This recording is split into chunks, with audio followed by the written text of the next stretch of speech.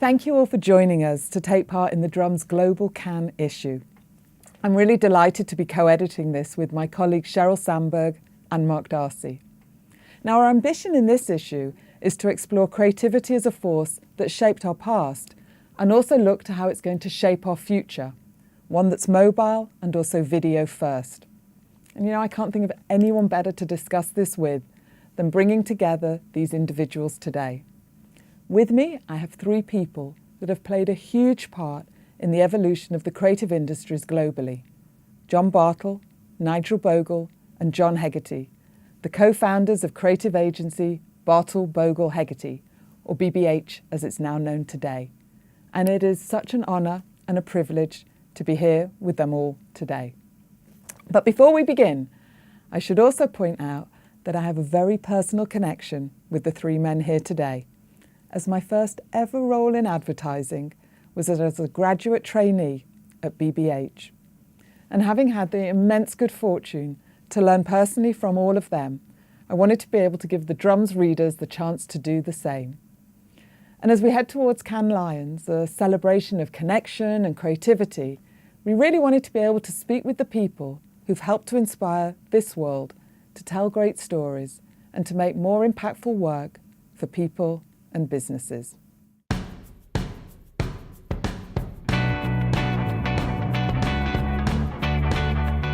Principles remain, practices change. That was what we are going to have a chat about today. So I'm going to take us back to the world of 1982. It was the time when the three of you founded Bartle, Bogle, Hegarty. Why'd you do it? What inspired you?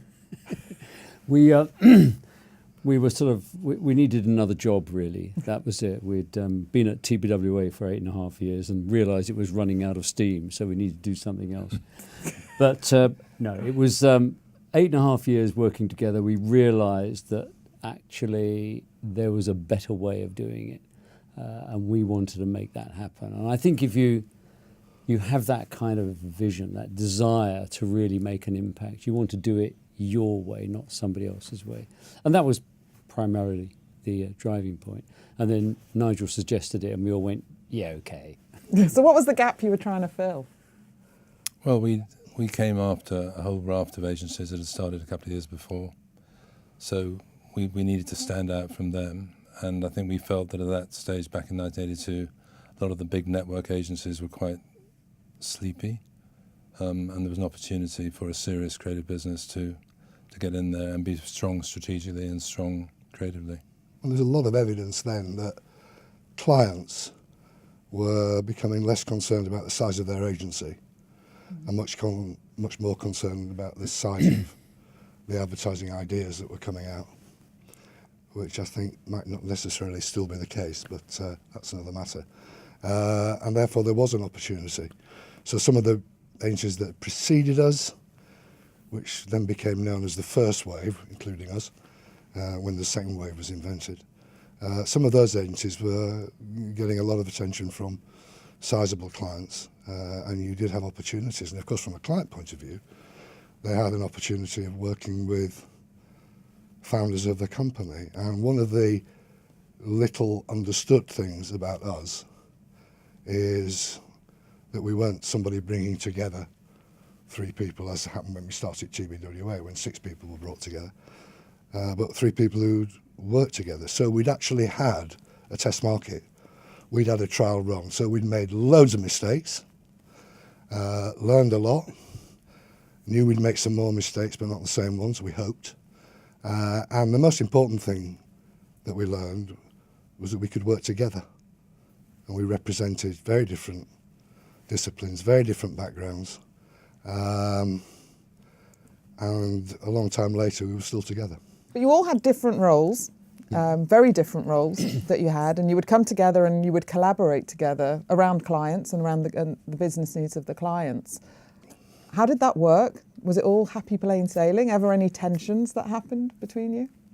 Well, genuinely, I think because we had sort of worked together for a period of time, and what we developed over that period of time at TBWA is a real respect for what each other did, and I think if you're working with really, really good people, you really value them. You really value their input. They're not going to do what you do.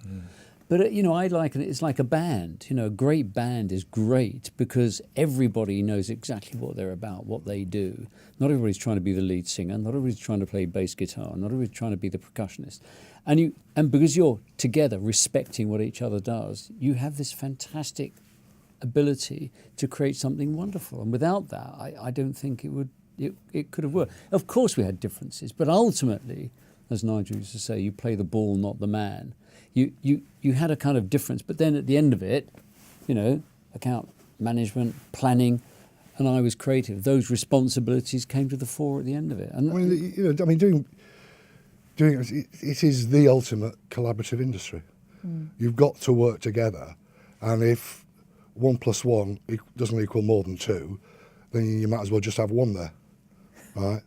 So you've got to get some benefit from the coming together, and people have got to be allowed, whatever direction they come from. The biggest cliche of all, but we really did believe this, was we were all in the creative department, and some did different things within that creative department. Everybody, the most junior to the most senior, had a right to say what they thought, and therefore the differences of opinion and the kind of tension when people talk about creative tension. But too often they think creative tension means rows and falling out with each other and going slagging each other off outside the meeting. We never got to that point, and that's why it was an agency with very, very little politics.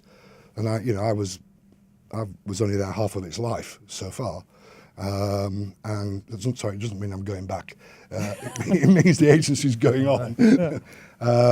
But it was without politics, because the first sign of that, no, this is not the place where we have politics. We have points of view. We have different points of view, and everybody's points of view is respected. So from the very beginning of BBH, I happen to have something from the old days here. Remember this? You should, because you wrote it. This is a book called, a little pamphlet called Our Beliefs, and it has the names Bartle, Bogle, Hegarty written on the dotted line, because that was like the contract that you guys signed and said it was important.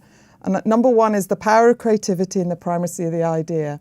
And number 10, there's lots in between, is the obligations these beliefs place upon us. Given it's the can issue we're here to talk about, what does creativity mean today? Where is it going? How are we seeing how it's evolved? And why was that so important at the heart of BBH back then? Well, I think, it's a very big question. I think the danger for Cannes today is becoming a technology festival rather than a creative festival. They talk about creativity. And I think one of the problems that we have today is creative people aren't making their voice heard as much as they should.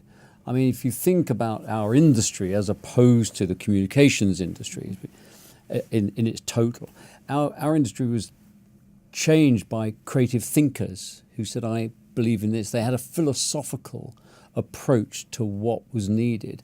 And I think today we need more of that, a principled stand on what we're going to do, how we're going to do it, why we're doing it. So people have got choice in the marketplace. I don't think is there any choice in the marketplace. And I think that's a great disappointment. I'm very, very critical of my fellow creative colleagues for not stepping up to the plate and being more open about that and aware that they've got to make a voice. Tremendous perversity in it, which is it's taken years and people are now talking about the importance of the creative industries, and you've been involved in that and championing that, and yet the voice of the creatives within the creative industry seems to me to have got quieter as its importance has got larger. It's a very perverse thing that's happened in the industry, and it's John's right. Creative fraternity needs to stand up and shout more. So it's a desire for a collective call for action from creatives. It is, and I think one of the things I hope that I've always done is I've always said I work in advertising, I don't live in advertising. What I've always tried to do is bring the world outside into this industry, into what I'm doing, because I think that makes it more interesting. And I look at other creative professions. And I don't, I hear a lot of people saying in our industry now, oh, it's too difficult to get to people, they're not looking at ads anymore, there's no point, you've got to make things shorter and shorter and shorter. And I look at other creative industries. I mean, architects aren't going, oh, too many buildings going up in the world, nobody's going to notice them, no point bothering. You get Frank Gehry doing the Guggenheim in Bilbao and everybody talks about it. The television industry doesn't go, oh, it's too difficult, nobody's watching television anymore. They employ more creativity. They emphasize the creativity. And I think our industry really, really has to grab this, and people within it have to grab it. And it's got to be grabbed by creative people with passion and desire who really care about it and want to make a difference. I mean, it's changed because it's got more fragmented, obviously. That was the start of your question. What's happened since that was written? Of course, it's got more fragmented. That just makes it more challenging.